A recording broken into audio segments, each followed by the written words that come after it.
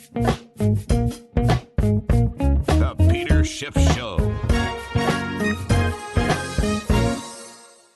Today's podcast was recorded yesterday. If you want to listen to my podcasts commercial-free the day that I record them, go to shiftradio.com/premium. It only costs $5 a month.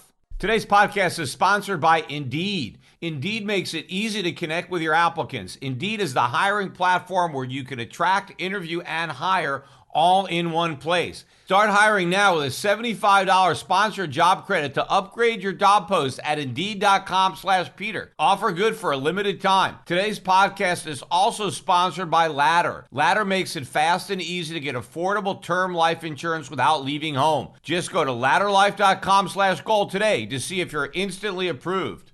The big news story of the week was on Friday with the release of the non-farm payroll report for July.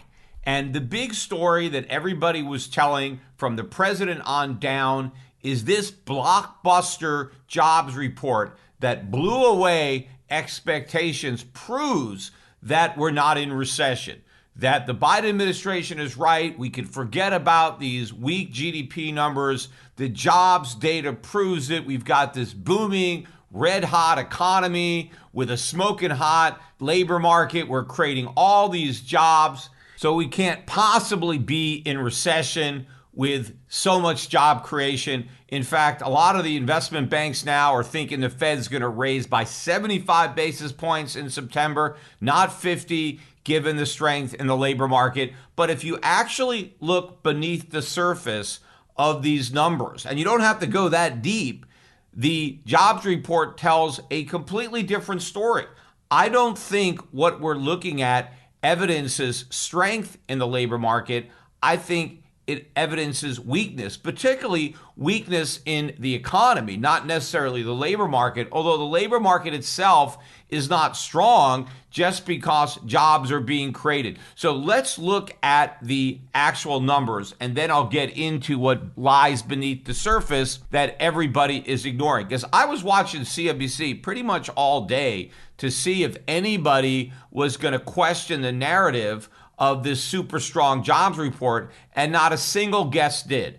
Everybody accepted the numbers on face value and repeated the lie that we have this really strong labor market, and again, questioning the fact that we're in recession. Even though the GDP numbers prove it, we can just ignore those GDP numbers because we don't like that conclusion. We'll just focus on these job numbers because we like what they say about the economy. So here is the numbers. So the expectation was that we were going to create 250,000 jobs, and that would have been a lot fewer than the 372,000 jobs which was reported the prior month, which was much higher than was expected. And not only did we beat 250,000, we beat the 372,000 from the prior month. In fact, we beat the upward revision because the prior month's number was revised up to 398,000 jobs, so an even bigger beat than what was originally reported. But the July number came out at a shocking 528,000 jobs, more than twice what had been expected. In fact, I can't remember a non-farm payroll report where we had a bigger beat. I mean, there probably was one, I just don't remember it, but it's rare that the number comes out more than double the estimate. In fact, if you look at the range of expectations, the low end was 220,000. The high end was 300,000. So nobody expected more than 300,000 jobs to be added, and we added 528,000. So way above even the most optimistic estimate on the street. Also, the unemployment rate, it ticked down from 3.6% in the prior month. It was supposed to remain steady at 3.6. Instead, we went down to 3.5, and that matches the 50-year low in the official unemployment rate that we had just before the pandemic, maybe in February of 2020. Looking at the rest of the report, private sector payrolls, they shot up by 471,000. That was more than double what was estimated at 220,000. And again, the prior month's number was also revised up from 381,000 to 404,000. Even manufacturing came out double what was estimated, came out at 30,000. The estimate was 15,000, although the prior month was actually revised down in manufacturing from 29,000 to 27,000. The wage numbers also came out hotter than expected. Analysts were looking for a 0.3% gain in average hourly earnings, matching the 0.3% gain from the prior month. Well, the prior month's gain was revised up to 0.4, and the July number came out at up 0.5, so significantly above expectations. And that means the year-over-year increase in average hourly earnings also is above estimates. They were looking for 5%, and the actual number came out at 5.2%. So again, more pressure on the Fed because we're creating more jobs than the Fed thought or anybody thought. Wages are rising faster than people thought. Now, again, bear in mind,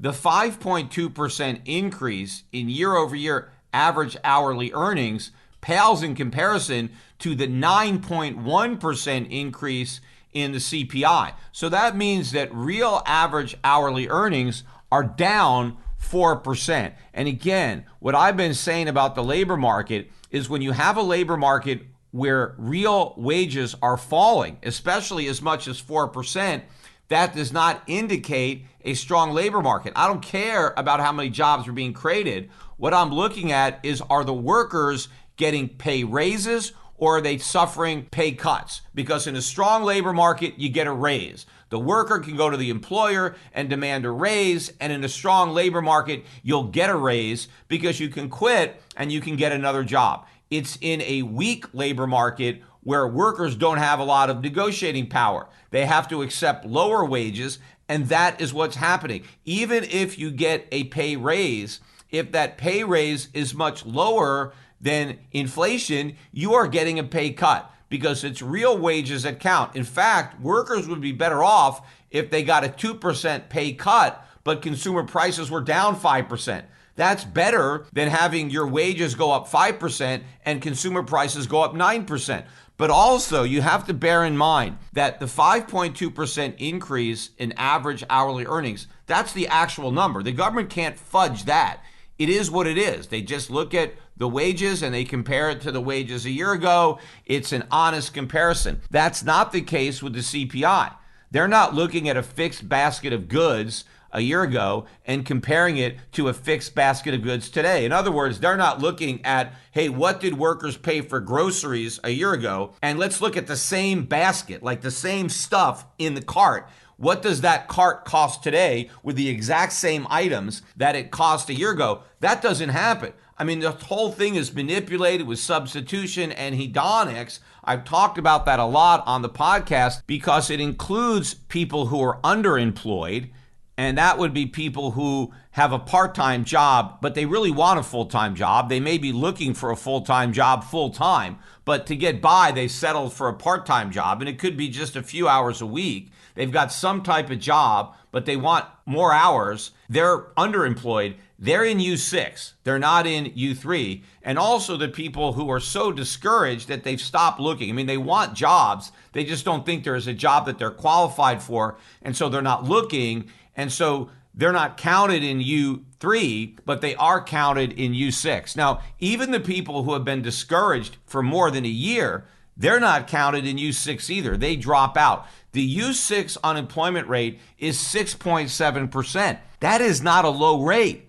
And if the U6 number included the long-term discouraged workers, it would easily be over 10%. Now, I don't know how much higher, but I'm sure it's over 10%. But here's the key. The U6 number used to be the number. Once upon a time, maybe 50 years ago, when the government reported the unemployment rate, that's the rate they used. They didn't use U3. I don't even think it existed. They just reported the unemployment rate, which included all the discouraged workers, which included the people who are underemployed. I'm not really sure when the government broke up these categories and decided to report only the number that looks smaller. And maybe it was in the early 1990s or late 1980s. I don't know for sure. I tried to look it up, but I couldn't find the data on the internet. Maybe somebody else could find it. But I have a feeling that they did it around the same time that they changed the CPI. They rejiggered the CPI to make it look like inflation was lower than it really was. The actual increase in prices is more like 18%, not 9%. And that really puts the decline in average hourly earnings into perspective. Workers are not getting a 4% pay cut. They're getting a 12% pay cut. They're having their pay slashed. And that explains a lot of the other negatives in this report that nobody in the media is talking about. Your business is your dream, but you want to hire the people who share that dream and have the skills to help you make your business grow. You can find them faster with Indeed. Indeed is the hiring platform where you can attract, interview, and hire all in one place. Instead of spending hours on multiple job sites searching for candidates with the right skills, Indeed's a powerful hiring partner that can help you do it all. Find great talent faster through time-saving tools like Indeed's Instant Match, assessments, and virtual interviews. With Instant Match, over 80% of employers get quality candidates whose resumes on Indeed match their job description the moment they sponsor a job, according to Indeed data. Even better, Indeed's the only job site where you only pay for the applicants who meet your must-have requirements. Indeed is an unbelievably powerful hiring partner, delivering 4 times more hires than all the other job sites combined, according to Talent Nest 2019. So join the more than 3 million businesses worldwide who already use Indeed to hire great talent fast. One of the things I like most about Indeed is how simple it makes the hiring process, especially Indeed assessments, where you can select from over 100 hard and soft skills tests to add to your job post, and you can hone in on the candidates who have the right skills faster. So start hiring now with a $75 sponsored job credit to upgrade your job post at Indeed.com/Peter. Offer good for a limited time. Claim your $75 credit now at Indeed.com/Peter. That's Indeed.com/Peter. Terms and conditions apply. If you need to hire, then you need Indeed. Also, to circle back and talk about that low 3.5% unemployment rate and the fact that it's the lowest in 50 years, we have to bear in mind that the official unemployment rate is not the actual unemployment rate. What the government reports at 3.5% is U3. The actual unemployment rate is U6. There is a big difference between the official unemployment rate and that U6 number, because the U6 number includes all the underemployed people who are working a part-time job. They really want a full-time job, but they can't find one. They're looking for one, so they settled for some part-time job just to get by. They are not considered unemployed in the official rate, but they are in the U6. Also, there are a lot of people who are discouraged. They want a job. They were looking for a while. They couldn't find one, and so they stopped looking. They still want a job. They're just too discouraged to look for jobs. They are not included in the official unemployment rate. They are included in the U6 rate. Now, there are some unemployed people that aren't even in the U6 rate. If you are discouraged for a year, then you fall off U6. So people who are long-term discouraged don't count. Only in the first year of being discouraged are you included in the U6 number. So if the U6 number included all of the discouraged workers, including those who have been discouraged for over a year, I'm sure the rate would exceed 10%. How much higher than 10%? I really don't know, but it would be over 10%. But here is the key. Once upon a time, and certainly 50 years ago, the only unemployment number that was reported was U6. And of course, it wasn't U6. It was just the unemployment rate. And it included all of the long-term discouraged workers. So to compare the unemployment rates today to some unemployment rate in the past, in the distant past, is apples to oranges, because we're comparing rates that are calculated using a different measure. Now, I don't know exactly the year that they made this change. I tried to look it up before I recorded the podcast, and I was searching online and I couldn't find it. But my guess is that the government started this whole U3, U6 nonsense in the early 1990s. Now, maybe it was a little earlier than that, but that would be my guess. And I think it happened around the same time that they were changing the definition of inflation, because they redefined the CPI. The goal was to fool the public into thinking that inflation was lower than it really was. Well, they probably did the same thing with unemployment. They came up with a new way to measure unemployment so that they can also pretend that unemployment was lower than it really was. That means the government can claim credit for having a better economy, because they can say, look, inflation is low, unemployment is low, but to get low inflation and low unemployment, the government cheated. The government changed the rules of the game. Kind of like they're trying to change the rules now on recession by saying, well, 2 negative quarters isn't a recession. They changed the way they measured both inflation and unemployment in order to create the impression that unemployment was lower. But what we actually have now, even with the government's admission in U6 of 6.7%, that is still a high unemployment rate historically. But if you factor in the long-term discouraged and it's over 10%, it is very high. In fact, I pulled up some historic data just to compare. Let's look at unemployment in the 1950s and the 1960s. I don't even want to count the 1940s. It was really low during the Second World War. But let's just look at the 1950s and the 1960s. Yeah, you did have a little war. You had Korea, you had Vietnam, but these were nowhere near the scale of the Second World War. So in 1950, the unemployment rate was 4.3%. So that's much lower than today's 6.7%, which again is actually more than 10%. But let's look at the rest of the decade. 1951, 3.1%. 1952, 2.7%. 1953, 4.5%. 1954, it went up to 5%. 1955, back down to 4.2. 4.2 in 1956. 5.2 in 1957. 6.2 in 1958. Back to 5.3 in 1959. So the entire decade of the 1950s, we didn't have a single year where unemployment was 6.7, which is what it is now. Again, the U6 is the number, but again, that number still doesn't count the long-term unemployed, but all of those people were included in all those low unemployment rates that I just read out for the 1950s. Same situation, though, in the 1960s. We had 6.6% unemployment in 1960, down to 6% in 1961, down to 5.5% in 1962 and 1963, down to 4% in 1964, 3.8% in 1966 and 1907, then down to 3.4% in 1968, 3.5% in 1969. So for 20 years, throughout the entire 1950s and 1960s,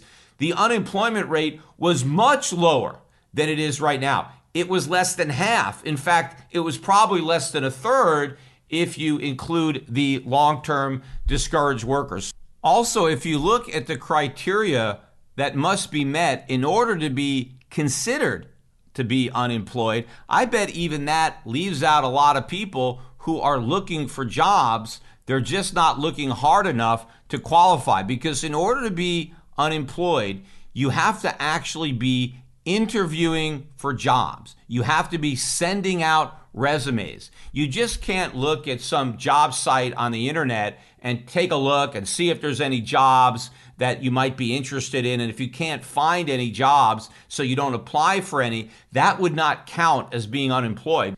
And I think that probably has a much bigger impact on the official numbers than it might have had in the past, when you didn't have these online job sites that you can go to and view a bunch of job openings, but then not follow up by sending a resume or having an interview because the jobs weren't of interest to you.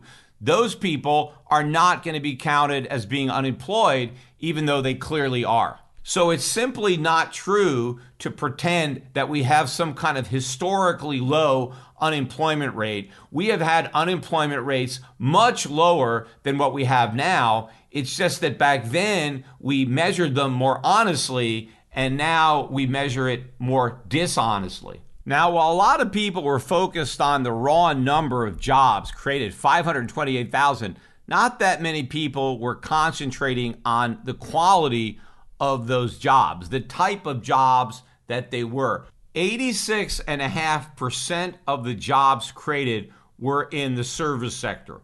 And a lot of those jobs tend to be low paying. A lot of them tend to be part-time. But let's look at the categories. The number one category was leisure and hospitality. That's 96,000 jobs. Again, a lot of these are the jobs that were lost during the pandemic that are being restored in hotels, in restaurants, and bars. In fact, 74,000 of the 96,000 were in restaurants and bars. So that's number one. These are historically low-paying jobs, and a lot of part-time temp jobs are going to be found in leisure and hospitality, especially over the summertime. Then you have professional and business services. That was 89,000 jobs. Healthcare, 70,000 jobs. Government added 57,000 jobs. Social services, 27,000. Retail trade, those are stores, 22,000. Transportation and warehousing, maybe a lot of Amazon type stuff, 21,000 jobs there.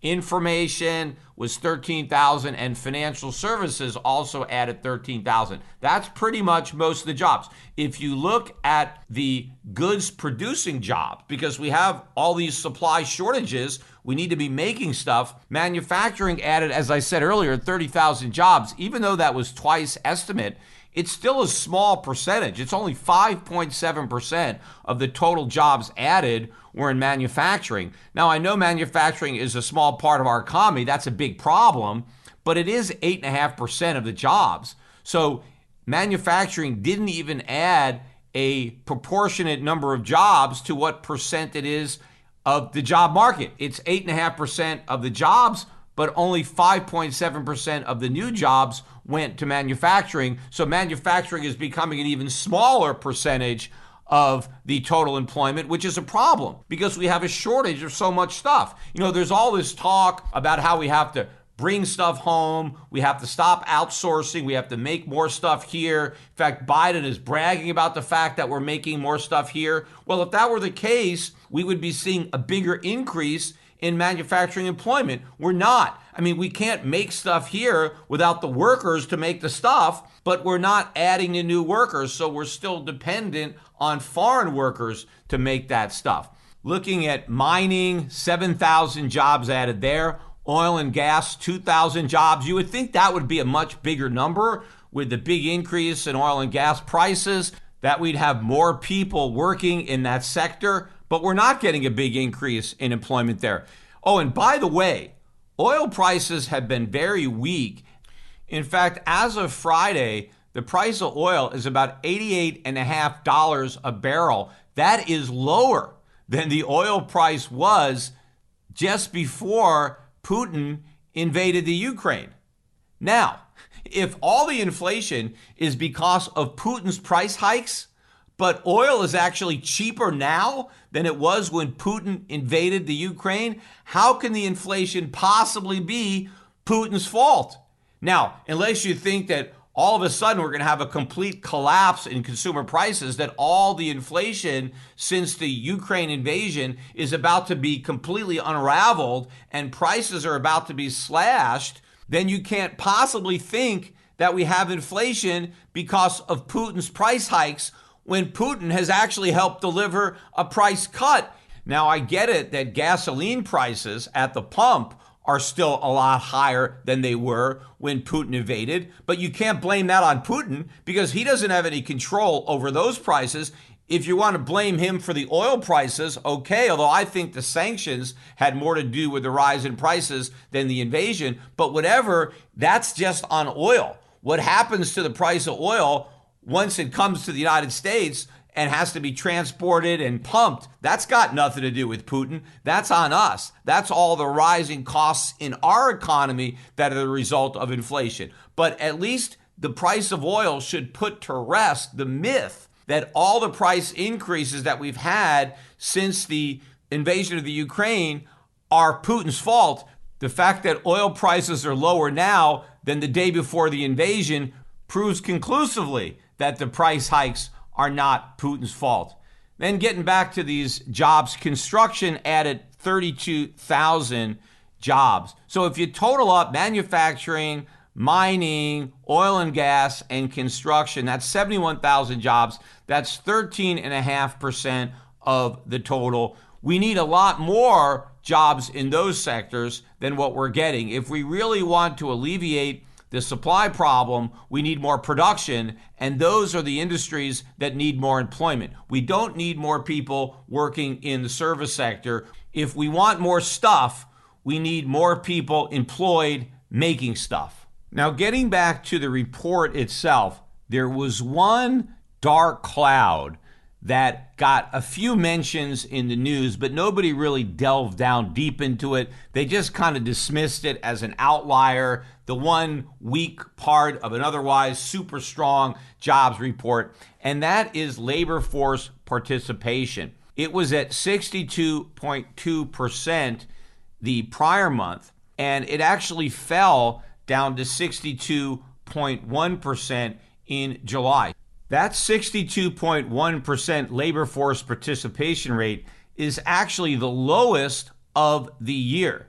It was at 63.4% in February of 2020 before the pandemic. Now, the highest it has gotten since the pandemic was in March of this year, despite 528,000 jobs being created. And despite the unemployment rate falling, people actually left the workforce. All these jobs were created while the number of people working actually went down. Think about that. We have 528,000 new jobs, but we have fewer people actually working. One of the most important things you could do for your family is make sure they're financially taken care of in the event that you're not there to do it yourself. Unfortunately, most people looking for life insurance end up being sold a whole life policy when what they really need is term, because term life allows you to maximize the size of your death benefit while minimizing your premiums, freeing up more money to allow you to make much better performing investments than what otherwise might be available inside a whole life policy. That's where Ladder can help. Ladder is 100% digital when you apply for $3 million in coverage or less. There are no doctors, no needles, and no paperwork. To apply, you just need a phone and a laptop and a few spare minutes. Ladder's smart algorithms work in real time, so you'll find out instantly if you've been approved. And there are no hidden fees, and you can cancel anytime. If you change your mind in the first 30 days, you'll get a full refund. Ladder's policies are issued by insurers with long proven histories of paying claims. And since life insurance costs more as you get older, there's no better time to cross it off your list. So go to ladderlife.com/gold today to see if you're instantly approved. That's ladderlife, LADDER, life.com/gold to see if you're instantly approved. Now, there's only one possible explanation for having fewer people working, but having more jobs being worked. And what that means is that the people that are still in the labor force and that are working are now working multiple jobs. So the jobs that we are creating are not jobs for people who don't have any job and are now getting a job. These are people who already have jobs and are getting a second job or are getting a third job. In fact, the number of people who have multiple jobs is now at 7,541,000. That's the highest it's been since the beginning of the pandemic. But the number of people who have two full-time jobs just hit a new all-time record high in July. The question is, why do so many people feel that they need to have a second job or a third job? Again, if we really had a strong labor market, one job would be all you needed. But we don't have a strong labor market. Because we have a weak labor market, jobs don't pay very well. People are being forced to accept pay cuts.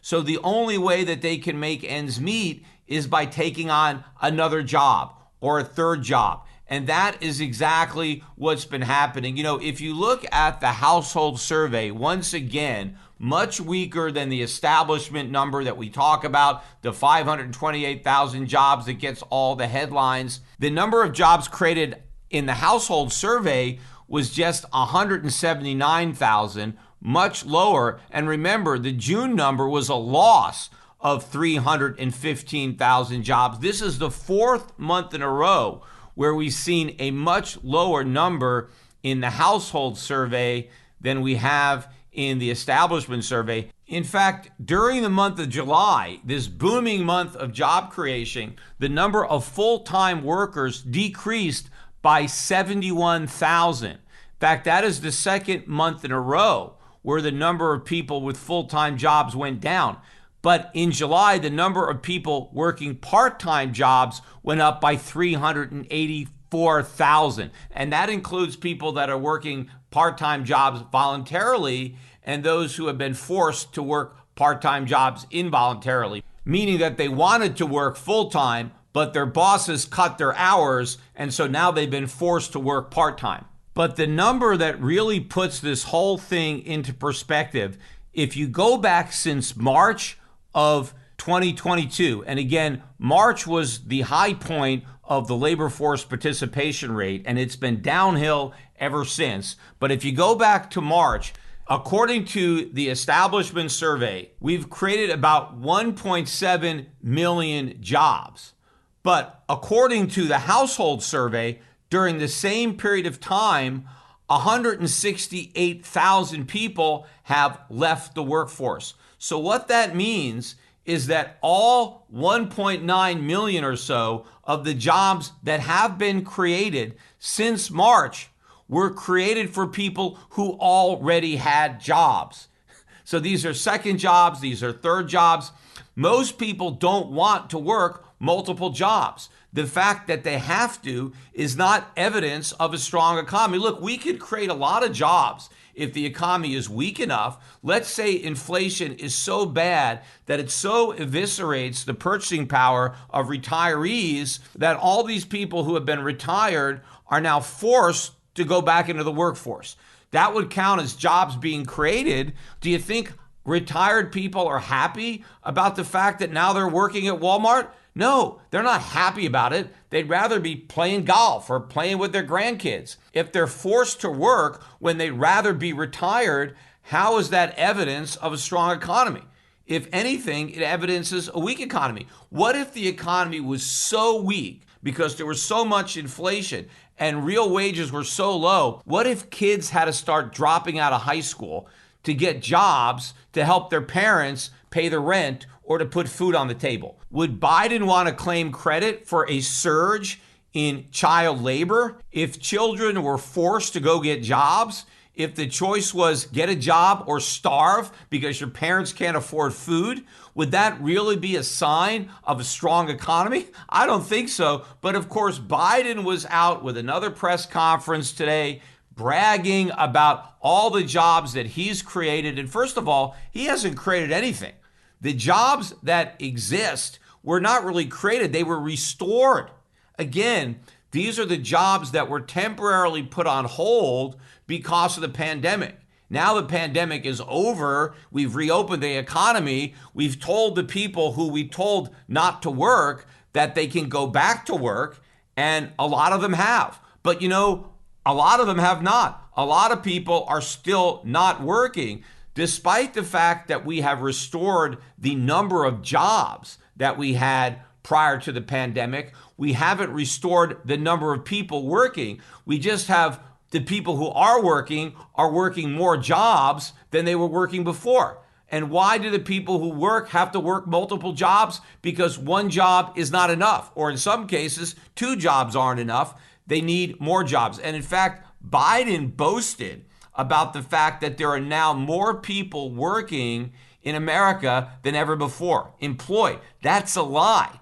Maybe we have more jobs than ever before, but we don't have more workers. It's just that each worker has more jobs than ever before because the economy is weak, not strong. The high point of people having jobs, employed people, is February of 2020. But even since the economy reopened, July is not a record. The record since the pandemic is March of 22. In fact, even in May of 22, more people were working than are working in July. So the president was wrong.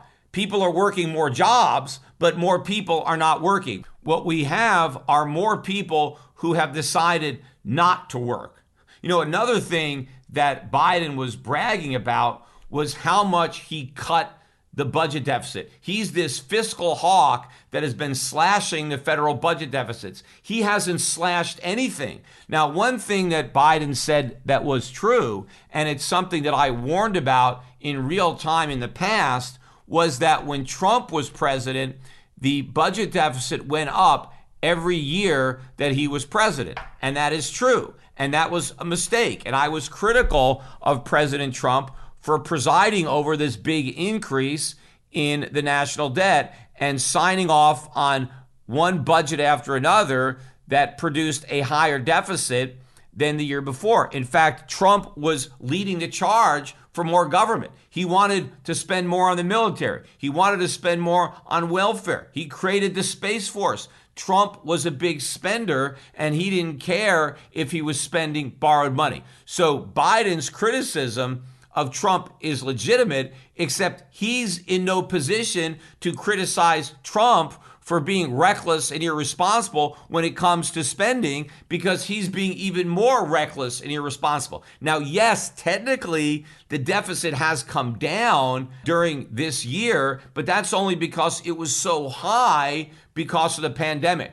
In Trump's last year, when the pandemic started, that's when we had the huge forgivable loans, the Paycheck Protection Program, the massive unemployment benefits that in some cases were double or triple what people actually earned when they were still employed. But we enacted all of this COVID stimulus at the end of the Trump administration, and it spilled over into the beginning of the Biden administration. But now that all those emergency stimulus measures are no longer there, the budget deficit has naturally come down. It hasn't come down because of anything that Biden has done. This was on autopilot. It was going to happen regardless of who was president. The problem is there's been a big increase in government spending, and there's more increases that are getting passed.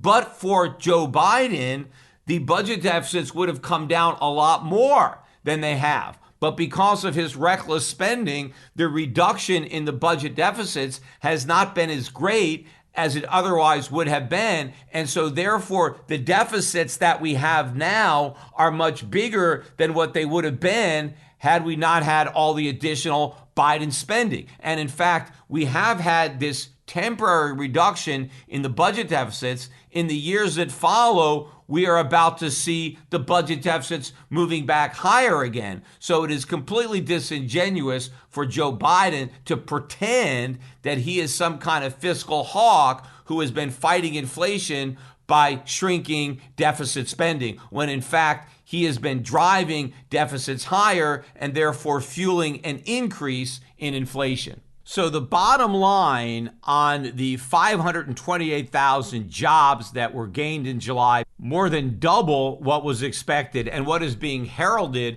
as proof that we can ignore the 2 consecutive quarters of negative GDP. We're not in recession. We have a super strong economy. Pretty much all of those jobs were low-paying, part-time jobs that were created for people who already had a fuller part-time job but weren't able to make ends meet, and who were therefore required to take another job in order to pay the bills. In other words, this is not about unemployed people getting good jobs. This is about employed people who have lousy jobs being forced to take a second or a third lousy job in order to get by. But in some cases, even 2 or 3 lousy jobs isn't enough to get by. workers are increasingly relying on their credit cards and other means of debt in order to pay bills that their paychecks simply can't cover. We got the consumer credit numbers that also came out later in the day on Friday. And here again, we blew away expectations. They were looking for a $24.5 billion increase in credit, which would have followed a $22.3 billion rise in the prior month, which was actually upwardly revised to $23.8 billion.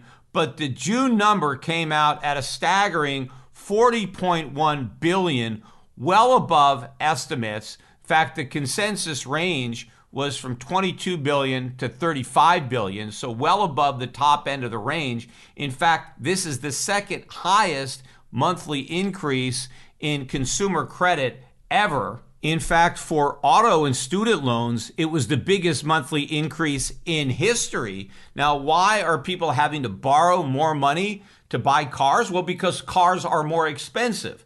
Plus, also, they probably have less available cash to buy the car, and so they have to borrow a larger percentage of the total purchase price. And of course, college tuitions are going up, so people are having to borrow more money to pay those tuitions. And in fact, people are more likely to want to borrow money because they know that they won't have to pay it back. Either there'll be some kind of moratorium on repayment or outright forgiveness. But even with all these jobs, people still don't earn enough to pay the bills. They have to go into debt to pay the bills. They have to dip into their savings. And by the way, consumers started with a pretty big cushion because they got all those stimulus checks.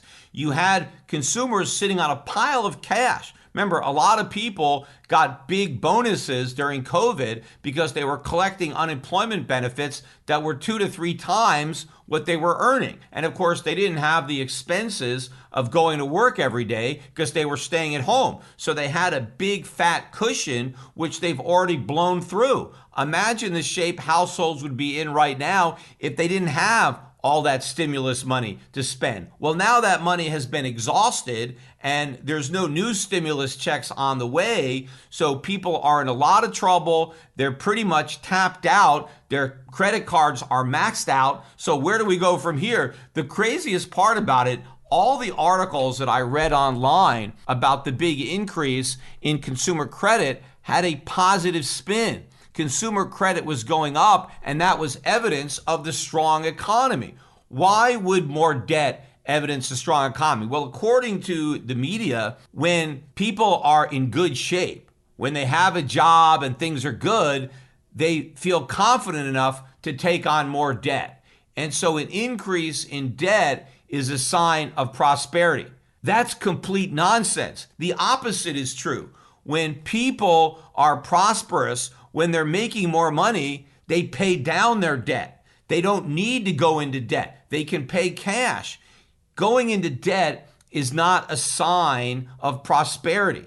In fact, I've been talking about this for a long time, debunking the myth that taking on debt is a sign of prosperity. In fact, I came up with an analogy many, many years ago, and it really does a good job of putting it into perspective. In fact, Jeff Gunlock liked my analogy so much that he told the same story and passed it off as his own, but I'm going to repeat it again because not a lot of people may have heard it. But let's say you run into an old college buddy of yours, you haven't seen him for a long time, and you say, "Hey, how you doing?" And he tells you, "Oh, well, I've maxed out all my credit cards. I've blown through my retirement fund. I've taken out a third mortgage against my house. I'm in debt up to my eyeballs," right? If your friend told you that, what would you conclude? Would you say, "Oh, he must be doing great because he's got all this debt," or "He must be in trouble if he's borrowed so much money"? On the other hand, you run into another college buddy of yours and you ask him, "How's he doing?" And he says, "Oh, I've totally paid off all my credit cards. I've fully funded all my retirement accounts. I've paid off my mortgage." In other words, this guy has gotten out of debt. Now, does that guy sound like he's struggling economically, that he's in trouble because he's paid off all of his debt? Of course not. The guy that's paid off all of his debt is the guy that's doing well. The guy that's in debt is struggling. That's why people have to borrow money when times are bad. When times are good, people save money. People don't aspire to be deep in debt. People aspire to be out of debt, to be debt-free. Now, there is some truth to the fact that, if people are employed, well, maybe they'll go out and buy a new car and they'll take out a loan to buy that car. And if they were unemployed, they may not be willing to take out that loan. But people would be better off if they didn't need the loan. If they just bought the car and paid cash, that would be a sign that somebody is doing well. The fact that they don't need to borrow money to afford to buy a car. But the other part about what's happening with all this debt is that a lot of the debt is being accumulated to buy food, to pay utilities, to buy gasoline, to pay insurance. It's not like people are using their credit cards or borrowing money to buy extravagant luxury items. They are using credit to cover the necessities. So the fact that people have to borrow money to buy groceries, whereas in the past they can afford to pay cash for their groceries, is not a sign of a strong economy. The fact that people are drowning in debt is a sign of a weak economy. In fact, debt is a lifeline that is keeping people afloat. They're being kept afloat by multiple jobs and by debt. But there's only so many jobs you can have because there's only so many hours in the day, and there's only so much money you can borrow before the lenders cut you off. And we are rapidly approaching that point. In fact, we got some corporate news on Friday that also confirms how weak the consumer is despite having so many jobs.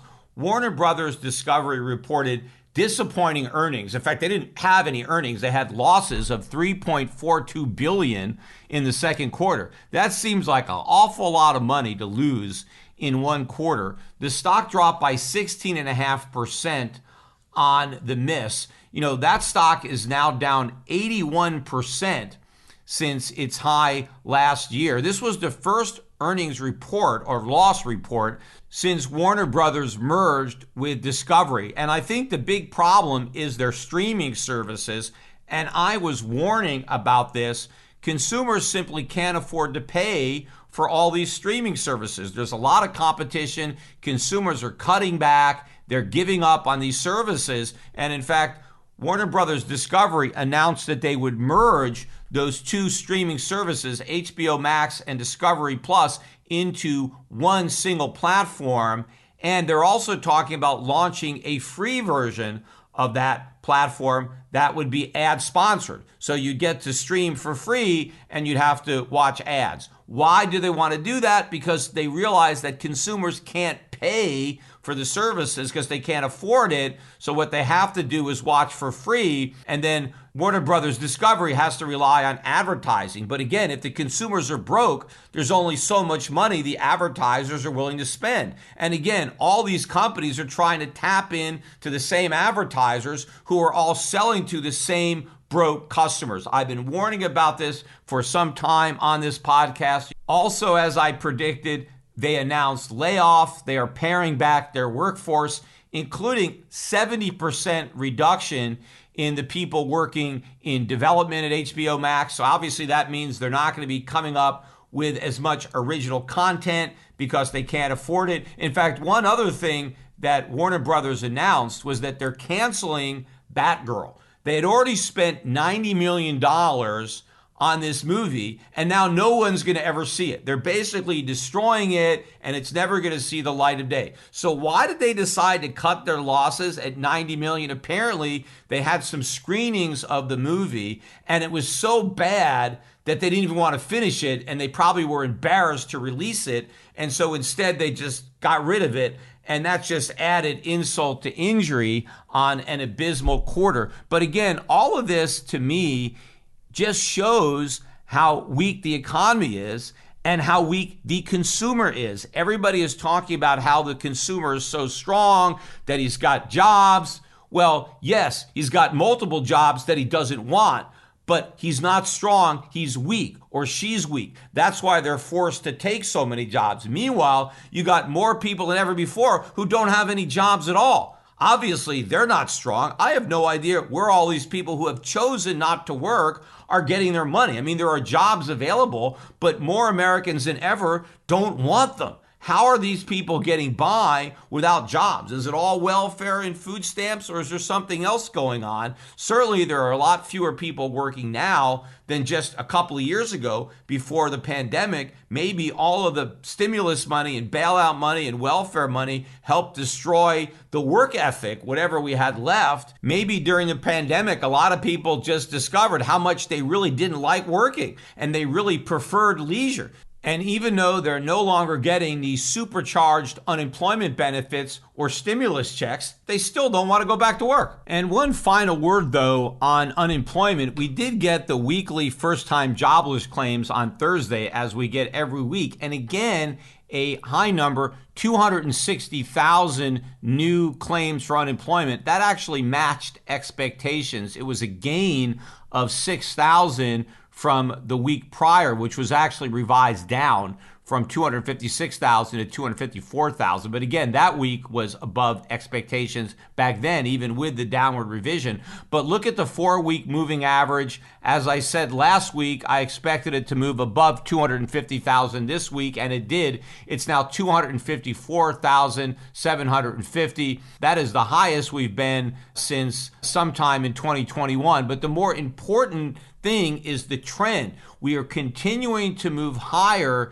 in new jobless claims. That is the leading economic indicator. The job numbers are more of a coincident indicator, and I think the unemployment rate is more of a lagging indicator. Historically, you can have job creation in the early stages of a recession and then job destruction as the recession progresses, and typically the unemployment rate peaks at the end of the recession. It's typically very low when the recession begins. I want to wrap up today's podcast by talking about the market reaction to the jobs numbers. And it wasn't a big reaction in the stock market. The market initially sold off on the good news is bad news, but the Dow Jones actually finished the day up about 76 points.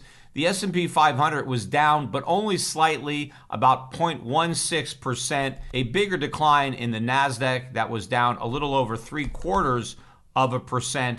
The Russell 2000 was actually up 0.8%. That was the strongest of the stock market indexes.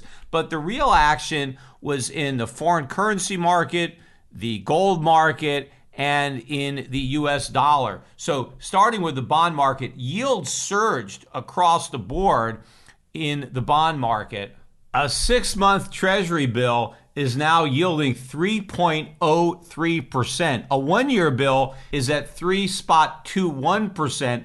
That is higher than the yield on a 5-year, on a 10-year, and higher than the 3.07% yield on a 30-year, so the yield curve getting more inverted. The 2-year is up to 3.23%. It's only the 5 and the 10-year yields that are below 3%. A 5-year yield is at 2.96. It was still up big on the day, but not quite enough to get over 3%. And the yield on a 10-year Treasury is at 2.83%. Again, the markets are anticipating that the Fed is going to reverse and pivot next year and start cutting rates because the rate hikes that are going to be needed are going to put the economy into an even deeper recession, or maybe for some people into recession because they still are in denial that we're in one now. But the bond market is anticipating rate cuts, but the bond market is also anticipating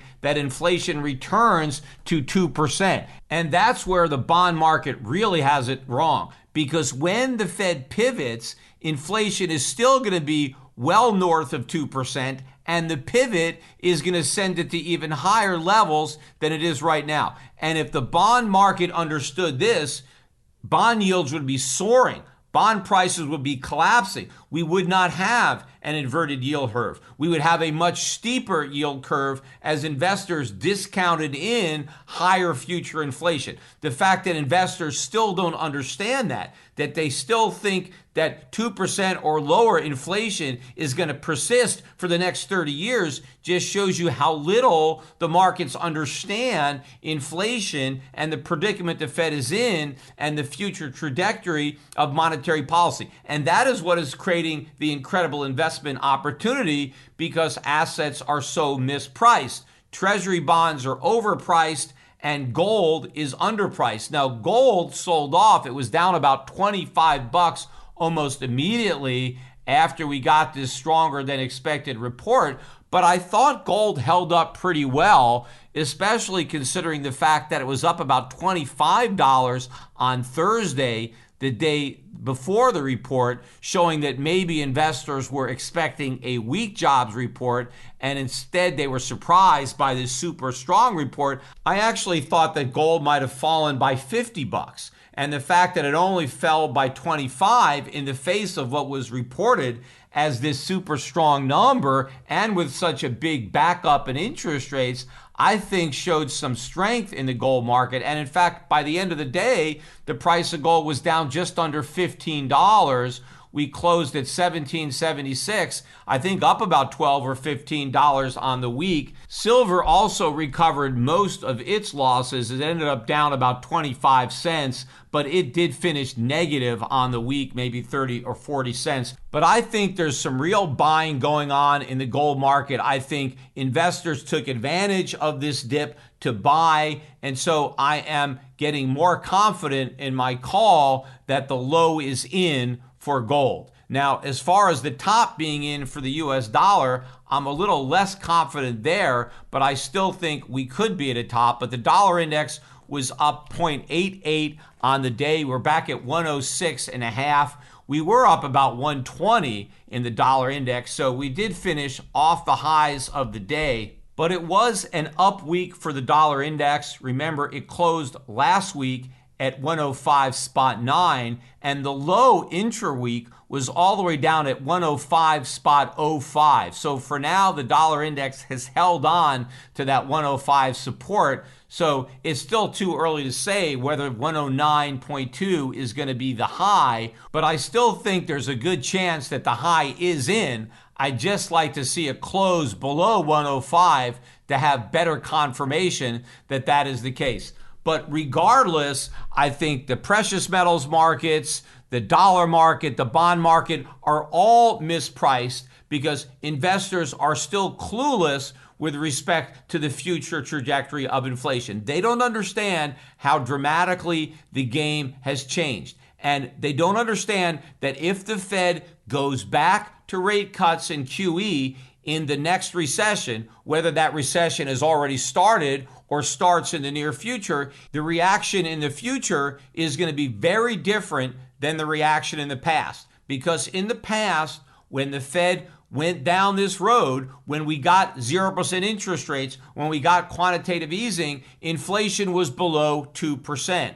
And so the Federal Reserve had that cover. They were able to say, we can have this monetary policy because inflation is so low. In fact, they actually claimed that inflation being too low was a problem, and that one of the benefits of quantitative easing and 0% interest rates was that we would push inflation back up to target because the Fed wanted 2% inflation and we only had 1.6. And so in order to achieve this 2% target, as if 2% was somehow better than 1.6, we needed this stimulative monetary policy to get to where we needed to be. But if the next time the Fed starts cutting rates and goes back to QE, inflation isn't 1.6, maybe it's 5, 6, or 7%. Yes, it may be lower than 9%, but a lot higher than 2%. There is no justification for that kind of excessively easy money when you have high inflation, when you are 2 or 3 times above